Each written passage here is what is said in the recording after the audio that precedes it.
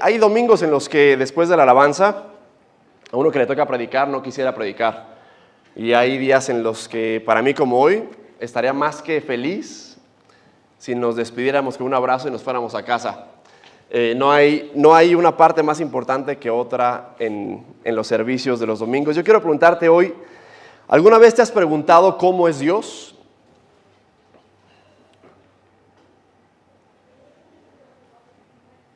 ¿Te han preguntado tus hijos cómo es Dios?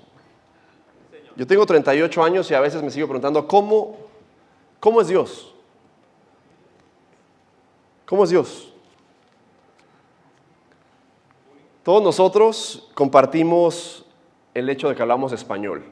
Sin embargo, todos crecimos en diferentes circunstancias, en diferentes países, con diferentes culturas. Y a todos, sin excepción, se nos han dicho cosas de cómo es Dios. Algunos se nos ha dicho que Dios castiga a los que se portan mal. Algunos nos han dicho que Dios no castiga, que Dios es amor. Algunos nos han dicho que Dios no se mete en circunstancias pequeñas o poco importantes. Algunos nos han enseñado que Dios está en cada paso de tu vida. Yo recuerdo cuando era más pequeño, estar viendo los partidos de fútbol con mi papá y estarle pidiendo a Dios que ganara el América, que es mi equipo. Y me decía mi papá, ¿qué estás haciendo? O sea, Dios no se mete en tonterías. O sea, él usaba una palabra mucho más fuerte que esa. O sea, Dios no se mete en el juego. Yo pensando en mi mente que Dios traía la camisa de mi equipo, diciendo, ahorita te mando un gol. Entonces, todos se nos ha dicho que quizá Dios escucha las oraciones como Santa Claus. Que tú le pones una carta a Dios y lo que le pidas te va a traer si te portaste bien. Algunos se nos han enseñado y apenas lo escuché ayer en una reunión social, ayúdate que yo te ayudaré. Una cosa que ni siquiera dice la palabra de Dios, pero que nos enseñaron, si tú le echas ganas, Dios también le va a echar ganas, pero si tú no le echas ganas, entonces todos tenemos ciertos conceptos e ideas acerca de cómo es Dios.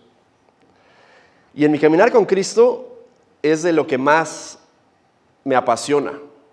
Yo te quiero sugerir el día de hoy que para entender cómo es Dios, lo único que hay que hacer es ver a Cristo. Para entender cómo es Dios, lo único que debemos hacer es ver a Cristo. De hecho, en unos momentos vamos a ver que la palabra de Dios dice que la palabra se hizo hombre y habitó entre nosotros. Así que este domingo estamos en el cuarto domingo de una serie de 5, en donde estamos tratando de cultivar una cultura, un ambiente en el que podamos compartir nuestra fe con los demás. Hemos dicho que los cristianos somos a veces buenos para estar dentro de un lugar así, para alabar y para adorar, y esperamos que la gente entre por esas puertas. Le decimos, aquí estamos, aquí está Jesús, si quieren entrar, aquí lo van a encontrar. Pero nos cuesta trabajo salir, que la gente nos vea como cristianos. Y estamos queriendo buscar vivir una vida que sea cuestionable, que la gente, que le inspire preguntas a la gente. Apenas la semana pasada que fuimos a comer con unos amigos, nos decía nuestra amiga, yo fui a esta iglesia, a Vida Abundante, porque mi cuñada va a esta iglesia, y no voy a decir nombres para no poner en evidencia a nadie, pero me gusta mucho cómo educa a sus hijos. Dice, yo no soy cristiana, yo no sé nada de Cristo, me incomoda que me digan hermana, pero voy a esta iglesia porque me gusta cómo mi cuñada educa a sus hijos, y yo sé que mi cuñada es cristiana. Es la única razón. Y entonces queremos vivir una vida que sea cuestionable, que inspire preguntas ante la gente, que diga a la gente, esta persona es distinta. Entonces comenzamos el primer domingo con la idea de animarnos a los demás. Y yo siempre que pienso animar, pienso en mi hermano, al pastor Jorge. Y es porque la energía que tiene y la manera que tiene para animar como nadie más. Yo le decía que el día que estaba enfermo, no me podía imaginar que estuviera sin hablar, o si estuviera calmado, que estaba brincando. Es decir, para animar es experto. Y decíamos que animar es mucho más que nada más decirte, ay, échale ganas. Entonces, animar es infundir vida. a la gente. Y lo que queremos en este lugar es animarnos unos a otros. Es que no queremos sentir que voy a venir aquí a que alguien me desanime o me critique. El mundo ya se encarga de eso. Mi trabajo, mi escuela, mis amistades ya se encargan de desanimarme. Y habíamos dicho que el desánimo es algo que sutilmente se cuela en la vida de nosotros. Que si no te lo llevas al trabajo, se sube contigo de regreso al trabajo a veces. Y que el desánimo puede ser algo que se esconde detrás de una ropa buena, de un carro bueno, de una buena casa. A veces el desánimo se esconde de un aleluya y hosana porque no queremos ser vulnerables y abiertos. El pastor dijo, a mí me impresiona cuando Dios trabaja de esta manera, dijo vulnerabilidad hace ratito, y esa palabra es difícil para nosotros. ¿A cuántos de nosotros nos cuesta trabajo ser vulnerables? Si yo ahorita, una parte de mí, ¿qué crees? Te está dando la mejor cara de mí. ¿A cuántos de nosotros nos cuesta ser vulnerables? En este lugar, la idea es que podamos venir tal y como somos. A veces yo te confieso, me da miedo enojarme con mis hijos cuando están brincando la alabanza y que se están peleando. Y que un día me cachen regañando a Ethan y que le diga, ¡ya! ¿Qué va a decir la gente? Porque eso sí pasa en mi casa, pero no pasa aquí. Decíamos que las puertas de la iglesia son mágicas, porque a veces uno viene peleando en el carro con la esposa, con los hijos, y ya van a ser las 4 y vamos tarde, y estamos, y en tan pronto entramos, hermano, muy buenas tardes, bien, bendecido, todo bien, hermano, todo está bien, y no somos vulnerables, nos cuesta ser vulnerables. Entonces, decimos, queremos animarnos y siendo reales, sin pretender que somos algo que no somos. El segundo domingo tenemos una mesa aquí, y decíamos de la importancia de comer y de compartir con la gente. Y el ejemplo principal fue Jesucristo. Decíamos que, es más, en la palabra de Dios, cuando la gente se olvidaba de qué se trataba la iglesia, cuando había una iglesia alabando al Señor, curiosamente que lo dejan afuera de la iglesia, dice la palabra de Dios, yo toco a la puerta, ¿para qué? Para sentarme a comer contigo. Y el poder comer a la mesa con nuestra familia, pero también el reto de compartir la mesa con alguien que no cree de la manera que nosotros creemos. La semana pasada nos decía el pastor la importancia de escuchar la guía del Espíritu Santo cuando interactuamos con los demás. Y casualmente, ese domingo cayó en el Día del Amor y la Amistad, y bien decía el pastor que a través del Espíritu podemos amar a la gente cuando estamos conectados con Dios, podemos amar a la gente y estar cuidadosos en qué voces escuchamos. ¿Qué voces escuchamos? Ahora bien, hoy llegamos hasta el cuarto domingo, que es reflexionar sobre Cristo como modelo para ser discípulos, reflexionar quién es Jesús. Yo te voy a decir que mi pasión más grande como cristiano es la persona de Cristo. Yo soy un apasionado de quién es Jesucristo. Y la decisión de seguirlo es por la persona que es, por cómo trata a la gente, por las cosas que hace y a la gente que hace enojar. Y debemos entender que todo esto a muchos de nosotros nos cuesta mucho trabajo poder conectar lo espiritual con lo terrenal. ¿Cierto? Es decir, somos cristianos porque alabamos a Dios y decimos hosana al cielo en las alturas, pero ¿cómo le hago para que hosana en el cielo en las alturas, que el Dios que reina maneje mi vida? Y el reto del cristiano es ese. Dice la palabra de Dios, tú no puedes decir, Señor, ¿cuánto te amo? ¿Cuánto has hecho por mí? Y decir, no me importa lo que pase con la gente que quiero, que no quiero, no me importa odiar a esta persona. Dice Dios, si tú no puedes amar, cuidar, tratar bien a quien puedes ver, ni te imagines que puedes amarme a mí que jamás me has visto. ¿Amén? Ahora bien, esta historia la compartí, me parece la primera vez que estuve predicando en esta iglesia.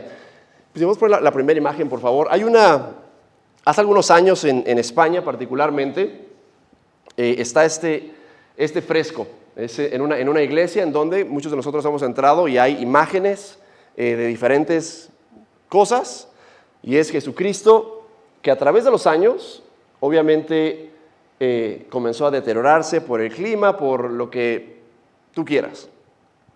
Y entonces una fiel asistente de esta iglesia veía cada domingo que la imagen se deterioraba más y más y más. Y entonces un buen día, sin preguntarle a nadie, fue a comprar a la tienda unas pinturas, y estamos hablando de un fresco que de miles de dólares, de autores que son muy renombrados, y se le ocurrió, sin decirle a nadie, porque ella amaba a Cristo: yo voy a ir un sábado en la mañana a la iglesia y yo lo arreglo. Una señora que ni era pintora, ni era experta en pintar. Y entonces lo que pasó fue lo siguiente. La señora, de buen corazón, amaba a Dios, adoraba a Dios. Así le quedó. Entonces la señora, con tanto amor, al día siguiente, al domingo que empezaba el servicio, la gente estaba pensando: ¿qué le pasó al Señor? Y la señora, que de buen corazón quería restaurar cómo es Cristo. Ahora, viendo esta imagen, te voy a decir con todo mi corazón que el factor más importante en el cristiano que tú te vas a convertir, o cristiana, tiene que ver con el concepto que tú tienes de Jesucristo. Otra vez, el factor más importante que va a moldear el cristiano o la cristiana que te vas a convertir tiene que ver con cómo es Cristo. Y por supuesto que no me refiero a cómo es físicamente. De hecho, sabemos que seguramente no se veía tan americanizado como una estrella de Hollywood. Seguramente físicamente era más moreno y de hecho más como nosotros. Dicen por ahí que Jesús era mexicano. Nosotros que somos mexicanos decimos: era mexicano. Su mamá se llamaba María. Su papá José era inmigrante. Entonces, exacto.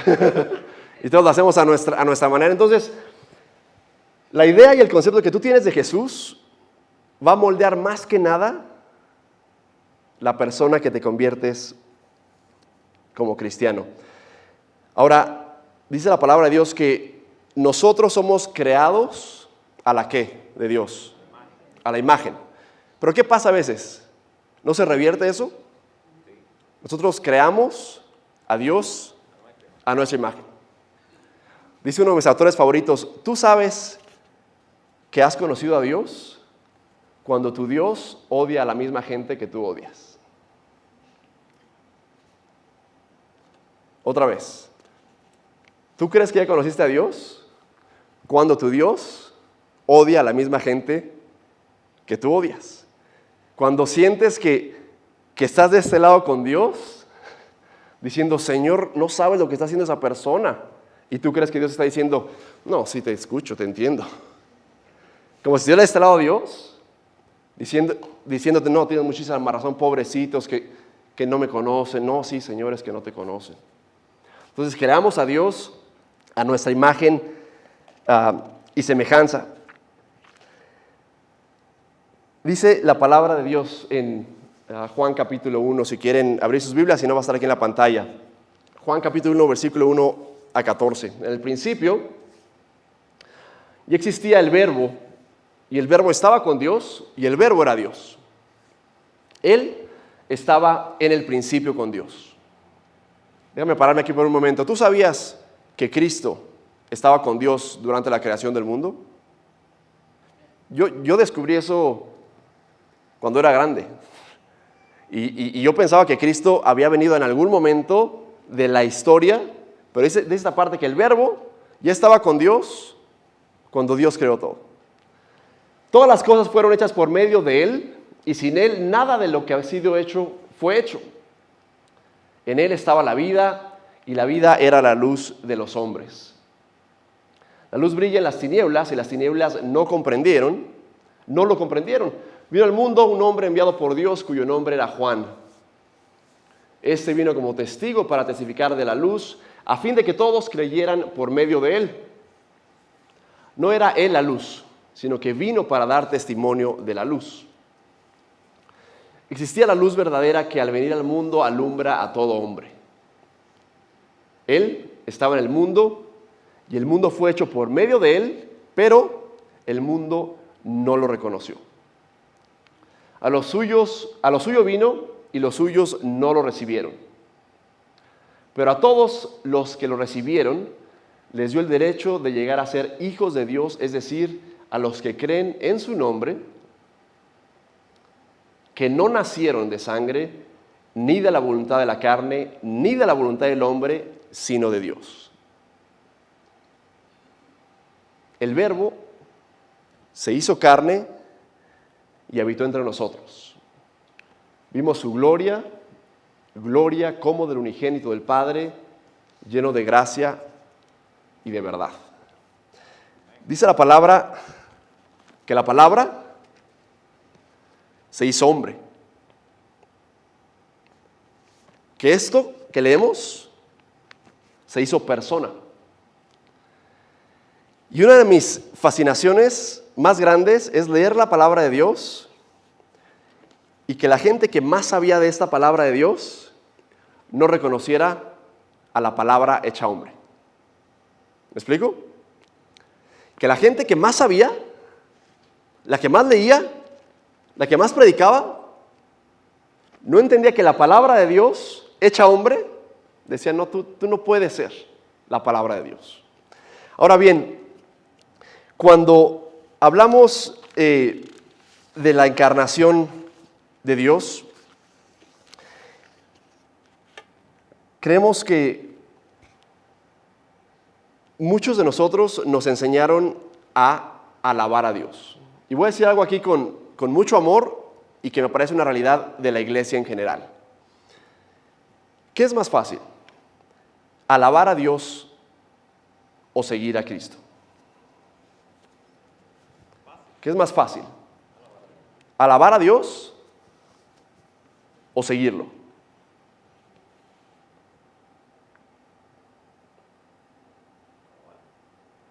Para mí, alabar. A mí me encanta que llegue el domingo a las 4 de la tarde. Son las 2 horas de mi semana que quizá más anhelo para poder estar alabando a Dios, alabando y adorando a Dios. Ahora, a las 6:05 me toca seguir a Cristo. Y entonces dice la palabra de Dios, Pablo dice, yo oro por ustedes hasta que Cristo se forme en ustedes. Hasta que Cristo se forme en ustedes. O sea que Cristo vive tu vida. Cristo se sube a tu carro, está casado o casada con la boca loco de tu esposo o esposa, educa a tus hijos, maneja tus finanzas, y cuando el Señor te pide que lo sigas en tanto, yo prefiero nada más alabarlo y adorarlo. Porque es mucho más sencillo y más natural poder alabar a Dios y seguirlo. Ahora, mi reto y mi desafío para todos nosotros hoy es que podamos seguir a Cristo en la misma manera que alabamos a Cristo. ¿Tú sabías que Jesús jamás le pidió que lo alabaran? Jesús jamás dijo, alábenme, adórenme.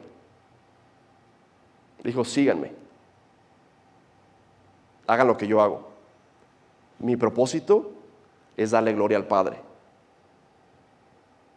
Nuestro propósito es seguir a Cristo y darle gloria al Padre.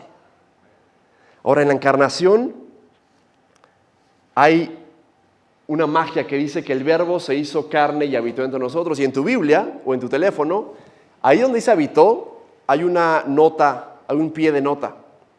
Y si tú bajas a tu Biblia, en las letras chiquititas o en una aplicación, le das clic, te va a decir que habitó entre nosotros. Significa que Cristo puso su tienda de campaña, tendió una tienda para vivir entre nosotros. En nuestro tiempo sería algo así como ver que el vecino va llegando manejando un U-Haul de mudanza y se está mudando a nuestro vecindario y empieza a sacar sus sillones y su cama y uno dice, ok, va a vivir aquí por un tiempo. Ese versículo dice que Cristo vino a construir su casa, su estadía en este mundo por un tiempo. Y nos cuesta trabajo entender que Cristo es tanto Dios como hombre. Y precisamente esta diferencia es lo que nos hace distintos del resto de las religiones y del mundo.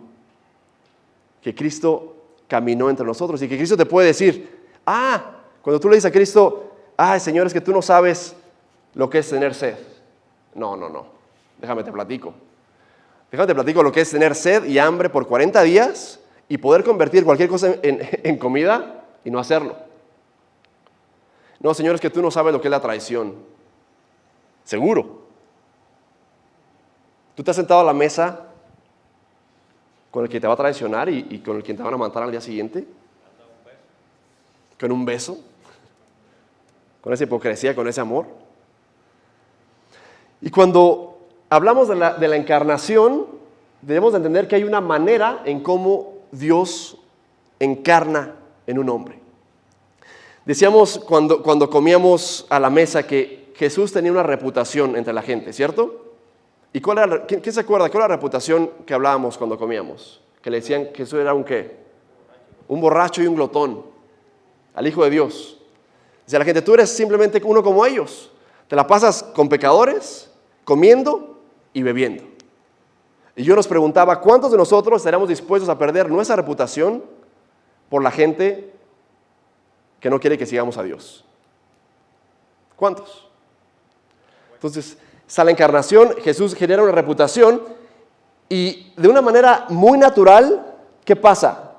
Comienza una conversación con la gente. Entonces, una encarnación, se gana una reputación y comienza una conversación. Y las conversaciones que tiene Jesús con la gente son impresionantes porque la mayoría de las veces esa conversación llega a una confrontación en donde la misma gente le dice a Jesús de su pecado y de lo que está sufriendo. Si Jesús no tiene que apuntar casi nunca y decirle, tú estás mal en esto, en esto, en esto. Dice la señora, Señor, es que tú no sabes el pecado en el que estoy, con quien vivo no es mi esposo. Y dice Jesús, bien dices que has tenido 5 más. Y después de esta encarnación, reputación, conversación, confrontación, llega la transformación de la gente. Sin que Jesús tenga que apuntar el dedo y decir, tú estás mal en esto y en esto y en esto. Y tampoco condona a la gente, le dice, estás mal en esto, ve a tu casa y deja de hacer lo que estás haciendo porque te va a causar más problemas. Y en esta manera en donde Jesús entra a nuestra vida, entendemos que no es tanto sobre las conversiones, sino con las conversaciones que tenemos con la gente. Yo les platicaba hace un par de semanas que estaba emocionado que nos invitaron un par de amigos de la iglesia a comer a su casa. Y me fascina el poder sentarme a escuchar el porqué de su historia con Cristo. Y me fascina aún más la gente que no conoce a Cristo. Y platicando con ellos decíamos, es que yo no creo que Dios sea así o así. Yo creo que mi vida es vivir bien, no hacerle mal a nadie, ser amable con la gente. Para mí ese es Dios. Y a mí, cuando recién conocí a Cristo, me pasaba esto. Veía cristianos y veía no cristianos, y sin saber mucho de la palabra, que aún no sé mucho, pero saber menos, por alguna razón veía al no cristiano que se parecía más a Cristo que al cristiano. Y yo no entendía por qué la gente podía ver una persona que decía que no era como Cristo y que su vida reflejaba mucho más quién era Cristo, quien predicaba. ¿Cuántos de nosotros conocemos a alguien que predica muy bien, que habla muy bien, que tiene memorizados los versículos, que es bueno para dar bibliazos. Mira, cazapolvo le salió. Que es bueno para estar diciendo eso está mal, pero que en su vida sabemos exactamente de qué manera vive. ¿Conocemos a alguien? Ojalá que no seamos esa persona, pero pasa, suele pasar. La historia del Evangelio no es solo de conversión, sino de adopción. Esos versículos hablan de que Dios nos adopta a su familia. Una de las cosas sin duda más difíciles que yo tuve que dejar en México fue mi familia. De hecho, hoy, después de 15 años, es el primer domingo que tengo con mi hermano Miguel Ángel y mi mamá en un servicio en una iglesia. Lo más difícil que dejé en México fue mi familia. Y ahorita que llegamos, le dije a mi hermano Miguel Ángel, hermano, te presento a mi hermano José. Y uno es de sangre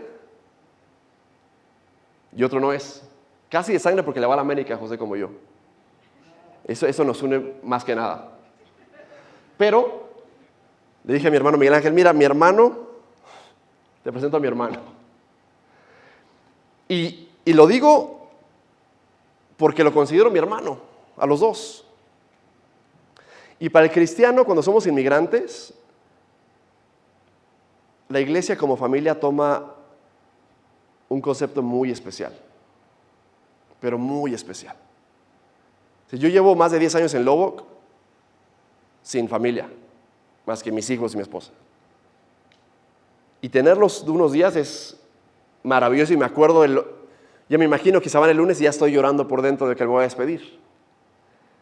Pero Dios dice que somos hijos por adopción en esta familia, por adopción.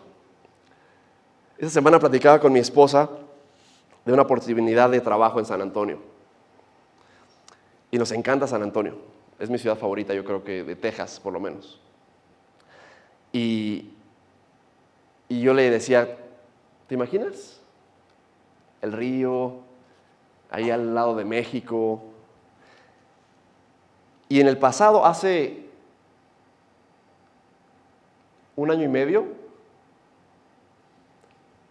ella me decía, híjole, sí, ¿te imaginas? No hay nada que nos detenga aquí. ¿Y sabes qué me dijo, aunque se enoje conmigo, que la voy a poner en evidencia? Me dijo, no, ya no. ¿Sabes por qué? Por la iglesia.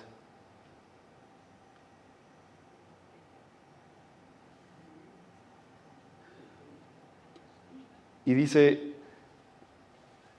es que yo nunca me he sentido así de aceptada y de querida en una iglesia.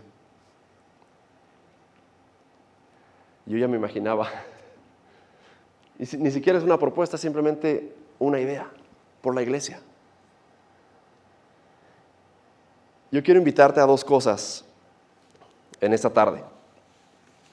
Quiero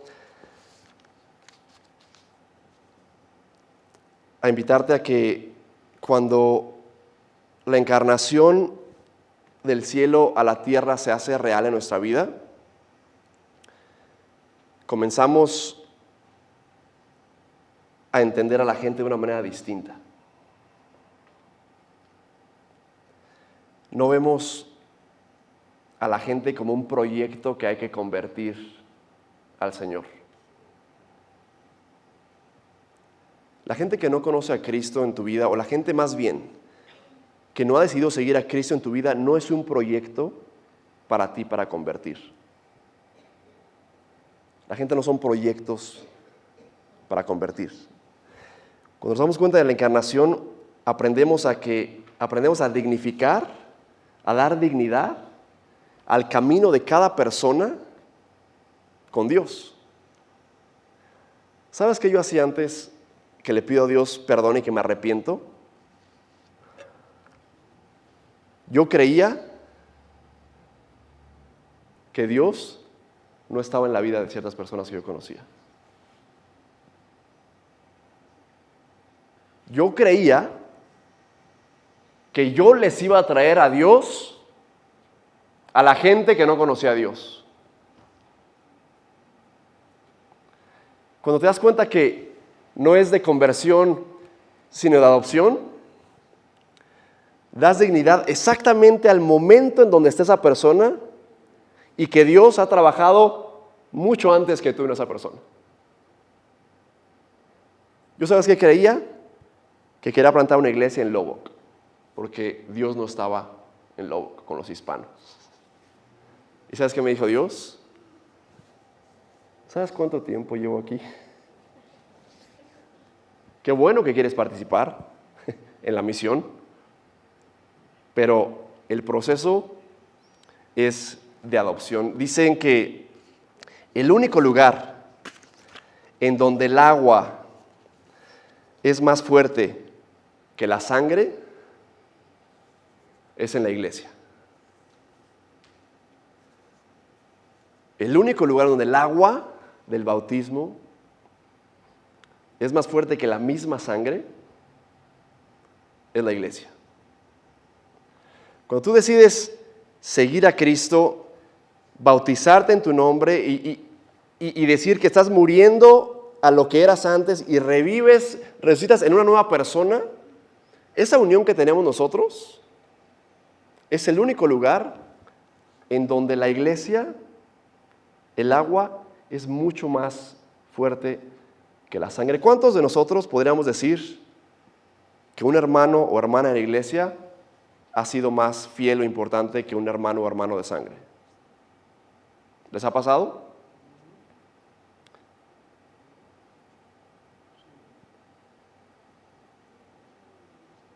¿Cuántos podemos testificar que hemos sido adoptados en esta familia? O sea, a mí me encanta venir a la iglesia porque yo sé que mis papás están en México, pero cuando Ethan, Ira y Leo ven a mis hermanos Borunda,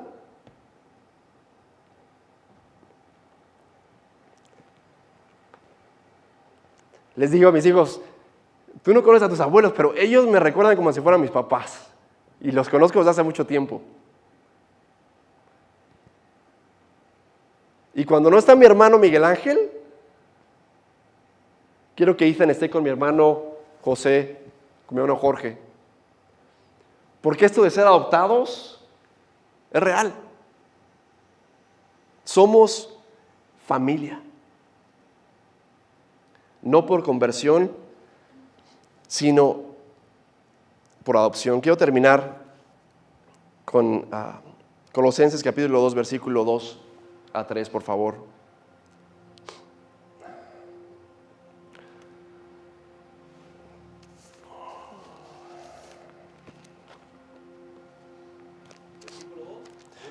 Capítulo 2, versículo 2 a 3. Si no, aquí lo leemos. Ahí está. Dice la Escritura: espero que con esto sean alentados sus corazones y unidos en amor, alcancen todas las riquezas que proceden de una plena seguridad de comprensión, resultando en un verdadero conocimiento del misterio de Dios, es decir, de Cristo.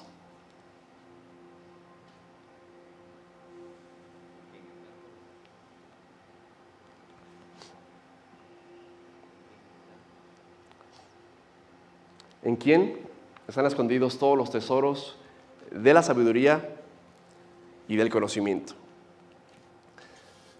Mi invitación para esta tarde es simple. Te invito a que busques el rostro de Cristo.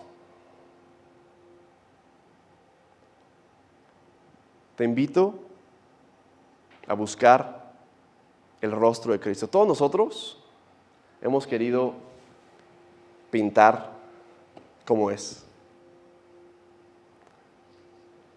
Y hemos fallado en crear a Dios a nuestra imagen y semejanza. Yo te invito a tratar esta semana de pasar tiempo buscando el rostro de Cristo.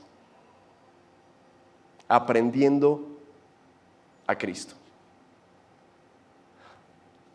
Si yo te dijera, dime a una persona que tú admiras mucho, podrá ser un deportista, un artista, yo te prometo que tú pudieras decirme, no, pues es esto y hace esto y es bueno para esto y está casado.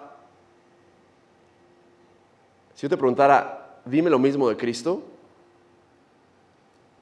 ¿qué tanto lo conoces? ¿Qué tanto conoces a Cristo? Yo te quiero invitar a desafiar los moldes que a veces tenemos de quien creemos que es. Ayer por la noche me decía mi suegro, tu hijo Eli es igualito a ti, es el que más se parece a ti. Se la pasa bromeando y no se toma la vida en serio. Y es bien acelerado, me dice, es bien chilango. Mi suegro dice chilangos a los que somos del DF, pero como a los que, como si bromeáramos mucho. Y me encanta escuchar que en la cara de mi hijo me vean, en lo bueno. Lamentablemente yo les voy a pasar no lo tan bueno también. Pero dice la palabra de Dios que, dice Jesús, quien me ha visto a mí, ¿ha visto a quién? Al Padre. Quien me ha visto a mí, ha visto al Padre. Dice Dios, dice Cristo, ninguno de ustedes conocen la gloria de Dios. Jesús dice, yo dejé el lenguaje del cielo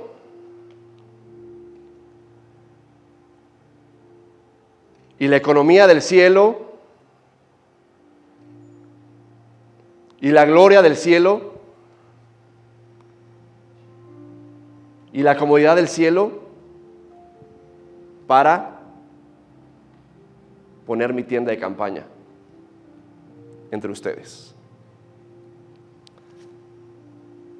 Yo quiero animarte que nos cuesta a veces trabajo, más bien nos es sencillo ver a Cristo cuando nace en Navidad y hacemos fast forward 33 años cuando muere en la cruz. O sea, Navidad nace y es el evento Emmanuel, Dios con nosotros, y lo más importante después es que muere después de 33 años. Y quiero invitarte a estudiar, a reflexionar, a aprender lo que pasa en estos 33. Como decía el pastor, Jesús vino a salvarnos de nuestro pecado. Es decir, sin la esperanza de la cruz, ni tú ni yo tenemos chance de nada, de nada. Pero también vino a enseñarnos cómo ser humano, cómo ser humano, cómo amar, cómo tratar a la gente, cómo juzgar o no juzgar, cómo comer con la gente, cómo ser amigo. Dice Dios, a ustedes yo ya no los llamo nada más que amigos. Padre Dios, Cristo, tú has dejado el cielo para habitar y para vivir, Señor, entre nosotros. Dios, yo te pido en esta tarde que nos des un corazón, un deseo por conocerte mejor, Señor. Dios, queremos alabarte y glorificar tu nombre, Señor, con nuestra mente, con nuestro cuerpo, con todo nuestro corazón, Padre Dios, pero también queremos seguirte, Señor, imitarte, caminar contigo, Señor. Dios, yo te pido en esta tarde que nos des el deseo, Padre Dios, de buscar tu rostro, Señor. Señor, yo te pido que nos ayudes a vivir conforme a tu palabra, Señor, conforme a quien eres tú, Señor. Dios, no permitas que creemos una imagen tuya que no es, Señor. Señor, te pido que rompas, Señor, los moldes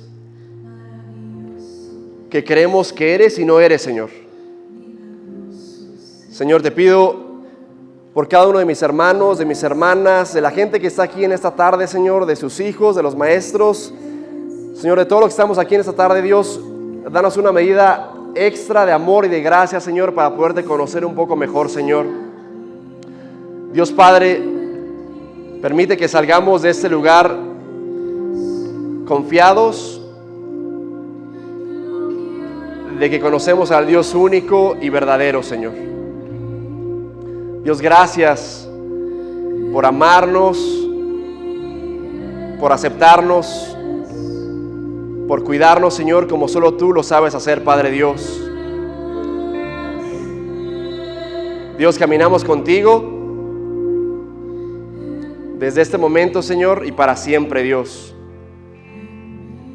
Te lo pedimos, Señor, todo esto en el nombre que está sobre todo nombre. Aquel que vino del cielo a habitar,